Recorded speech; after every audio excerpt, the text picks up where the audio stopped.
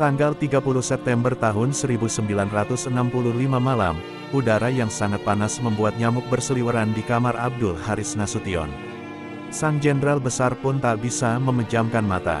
Kala hari berganti dini hari, Nasution dan istrinya, Yohana Sunarti, serta putri bungsu mereka, Ade Irma Suryani, dikejutkan oleh desingan senjata. Sekitar pukul 3.30 waktu Indonesia Barat, pasukan berseragam Resimen Cakrabirawa datang tanpa diundang. Mereka dengan beringas memberondong siapapun yang ditemuinya di rumah sang jenderal. Mereka diperintah harus membawa Nasution dan 6 jenderal TNI AD lainnya dalam keadaan hidup ataupun mati. Menurut Agus Salim dalam bukunya, Tragedi Fajar, Perseteruan Tentara PKI dan Peristiwa G30S, hampir 2 peleton sendiri yang dikerahkan untuk menyeret Nasution ke lubang buaya. Jumlah pasukan yang lebih banyak daripada penjemput 6 jenderal lainnya.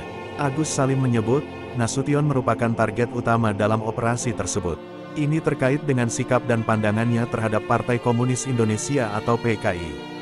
Pengaruhnya dalam tubuh TNI juga disinyalir masih besar sebagai jenderal senior di sana. Terlebih, Nasution merupakan Menteri Pertahanan dan Keamanan dan merangkap sebagai Wakil Panglima Besar Komando tertinggi saat itu. Tiba di rumah Pak Nas, sapaan akrab Nasution, Cakrabirawa membuka pagar dan membalas setiap gerakan kecil penjaga dengan tembakan. Mereka kemudian masuk melewati pintu utama dan mencari Nasution di sejumlah ruangan. Keadaan pun semakin mencekam. Sunarti menggendong Ade Irma yang masih berusia 5 tahun. Dia lalu mencegah Nasution membuka pintu kamar dan memintanya lari. Setelah itu, Sunarti membuka pintu kamar dan disambut dengan tembakan pasukan Cakrabirawa. Namun bekas prajurit Cakrabirawa menuturkan cerita yang agak berbeda.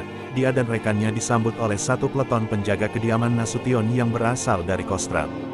Mereka diantar ke rumah. Namun, ketika masuk, 10 penjemput tak menemukan Nasution. Mereka lantas mencarinya di beberapa kamar. Tiba-tiba, dari salah satu kamar, Nasution membuka pintu. Melihat ada 3 prajurit Cakrabirawa di depan pintu, Nasution kembali mengunci pintu. Sunarti lantas meminta Nasution membuka pintunya. Namun tak ada jawaban. 2 pasukan, Kopral Sumarjo dan Hargiono, membuka paksa kunci besi dengan rentetan senjata sten atau senapan serbu. Muntahan peluru merusak pintu kamar Nasution hingga terbuka. Tetapi Nasution sudah tak ada di kamarnya. Saat inilah, anak bungsu Nasution tertembak di dekapan sang ibu. Mengetahui Nasution kabur melompat pagar, mereka tak mengejarnya. Sebab, mereka diperintah menjemput tanpa mengganggu tetangga sekitar. Nasution bersembunyi di rumah tetangga hingga pukul 6 waktu Indonesia Barat, sembari terlatih-tatih dia kembali ke rumahnya melalui pagar. Dia kemudian meminta ajudan dan iparnya untuk membawanya ke Departemen Pertahanan dan Keamanan. Pada hari yang sama, Nasution mengirimkan kabar kepada Panglima Kostrad Mayor Jenderal Soeharto mengenai keadaannya yang masih hidup dan aman. Dia pun meminta agar Soeharto melakukan sejumlah langkah terkait keamanan saat itu.